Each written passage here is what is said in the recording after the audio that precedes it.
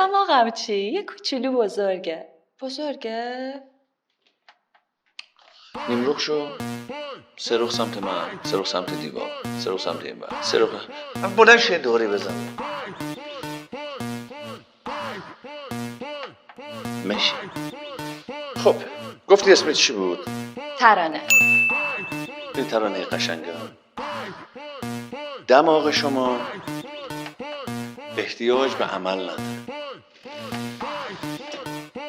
احتیاج به عکس العمل داره. آقای دکتر فکر میکنین کی بتونین به من وقت بدین؟ همین الان عزیزم. پسر جان اتاق خالی کن، مشتری داریم. الان که نمیشه. نه واقعا کی؟ فردا ساعت 8. یه ذره زود نیست. پس بذارین من هماهنگ کنم. هزینه‌اش چقدر میشه؟ کل هزینه